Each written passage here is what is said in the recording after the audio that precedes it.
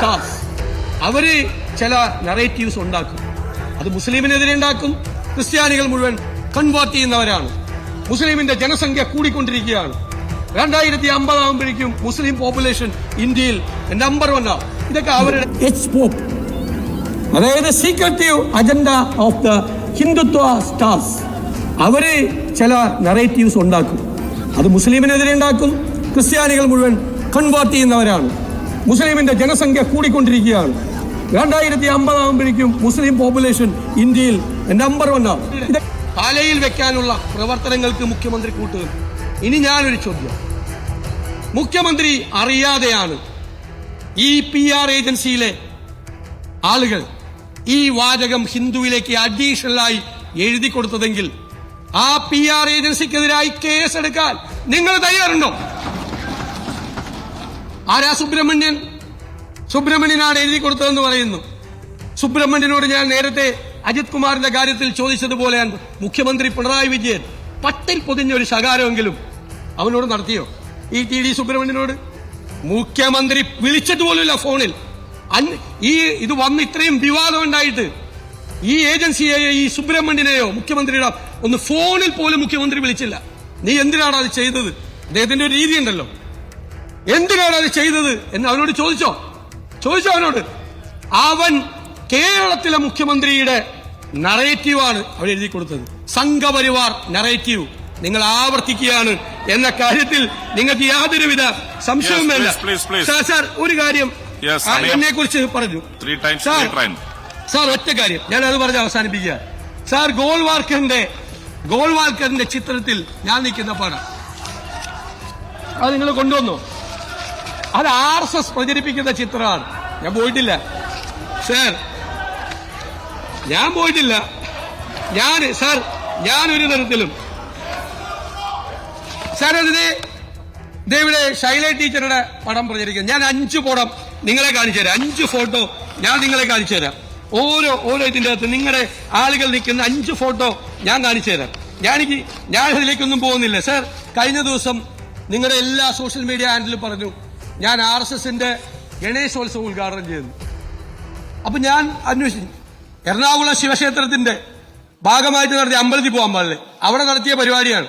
പിന്നെ ഞാൻ അതിനൊരു മറുപടി കൊടുത്തു. എന്താ അറിയോ, 2018 നിങ്ങൾ വ്യാപകമായി ഈ വിഷയം നിൽക്കുമ്പോൾ RSSന്റെ പരിപാടി ഞാൻ പങ്കെടുത്തു. ഭാഗ്യത്തിന് എനിക്കൊരു പടം കിട്ടി. 2018 ആ ഗണേശോത്സവം ഉദ്ഘാടനം ചെയ്ത് അന്നത്തെ ദേവസ്വം മന്ത്രിയാണ് ശ്രീ കടകംപള്ളി സുരേന്ദ്രൻ. അത് ഞാൻ ചെയ്തപ്പോ RSSന്റെ പരിപാടിയായി. എറണാകുളം ശിവക്ഷേത്രത്തിന്റെ പരിപാടി ദേവസ്വം മന്ത്രിക്ക് പോകണം, ദേവസ്വം മന്ത്രിയെ വിളിച്ചാൽ പോകണം. അത് RSSന്റെ പരിപാടിയൊന്നുമല്ല. അദ്ദേഹം പോയ കുഴപ്പമില്ല. VD സതീശൻ പോയ RSSന്റെ പരിപാടിയാണ്. ഇതെല്ലാം നമ്മൾ അവസാനിപ്പിക്കും സാർ. ഇത് നിങ്ങൾ പറഞ്ഞു, നിങ്ങൾ പ്ലീസ്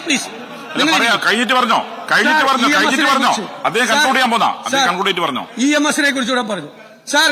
EMSന്റെ KG മാരാര് ബാഡ്ജ് കുത്തി കൊടുക്കുന്ന പടം എന്റെ അടുത്തുണ്ട്. ശിവദാസ മേനോന്റെ തെരഞ്ഞെടുപ്പ് പ്രചരണത്തിൽ LK അദ്വാനി പ്രസംഗിക്കുന്ന പടം എന്റെ അടുത്തുണ്ട്. എന്റെ അടുത്ത് ഞാൻ കാണിച്ചു തരട്ടെ. ഇതെല്ലാം എന്റെ അടുത്തുണ്ട്. നിങ്ങളെ പൊക്കി കാണിച്ചതുപോലെ ഞാൻ എന്തിനാ പൊക്കി കാണിക്കുന്നത്? എല്ലാ പടവും ഉണ്ട്. പിന്നെ ഒരു ചോദ്യം ചോദിച്ചു ഒച്ചയില്, ഈ അൻവർ പറഞ്ഞതിന് ഞാൻ തള്ളി പറയുന്നുണ്ടോന്ന്. 150 കോടി. അപ്പൊ എന്നോട് പത്രക്കാരി ചോദിച്ചത്. അപ്പൊ ഞാൻ പറഞ്ഞു, അന്ന് ആ ആരോപണം ഉന്നയിച്ചപ്പോ നിങ്ങളെല്ലാം ഇരുന്ന് ചിരിച്ചു. അപ്പൊ ഞാൻ പറഞ്ഞു, അന്ന് ഞാൻ അൻവറിനെതിരെ ഒന്നും പറഞ്ഞില്ല, അത് പോട്ടെ എന്ന് പറഞ്ഞു. ഞാനന്ന് മുഖ്യമന്ത്രിയുടെ മുഖത്ത് നോക്കി ഞാൻ ചോദിച്ചു, കരയണോ ഞാൻ ചിരിക്കണോ എന്ന് ചോദിച്ചു. കാരണം മുഖ്യമന്ത്രിയുടെ അനുവാദം ഇല്ലാതെ നിങ്ങളുടെ ഒരാള് പ്രതിപക്ഷ നേതാവിനെതിരായ ആരോപണം ഉന്നയിക്കും. അപ്പൊ ആ മുഖ്യമന്ത്രിയാണ് അൻവറിനെ കൊണ്ട് എനിക്കെതിരായിട്ട് ഇതുപോലത്തെ ഒരു 3ാം കിട ആരോപണം അയപ്പിച്ചല്ലോ മുഖ്യമന്ത്രി അറിയാതെ. അങ്ങിരിക്കി മുഖ്യമന്ത്രി അറിയാതെ ഏതെങ്കിലും നിങ്ങളുടെ മെമ്പർ ആ പ്രതിപക്ഷ നേതാവിനെതിരെ ആരോപണം ഉന്നയിക്കും. അപ്പൊ ഞാൻ ഇന്ന് ഏറ്റവും സന്തോഷവാനാണ്.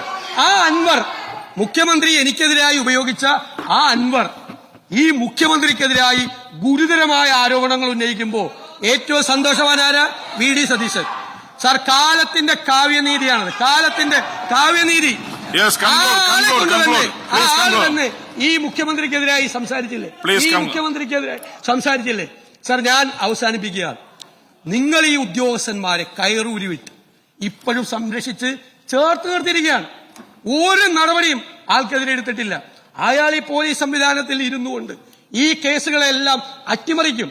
അന്വേഷണങ്ങൾ മുഴുവൻ പ്രഹസനമാണ് സാർ. അതുകൊണ്ട് ഇത് വളരെ ഗൗരവതരമായ, ഇത് നമ്മുടെ സംസ്ഥാനത്തെ ബാധിക്കുന്ന, നിങ്ങളുടെ പൊയ് മുഖങ്ങളാണ് അഴിഞ്ഞു വീണത്.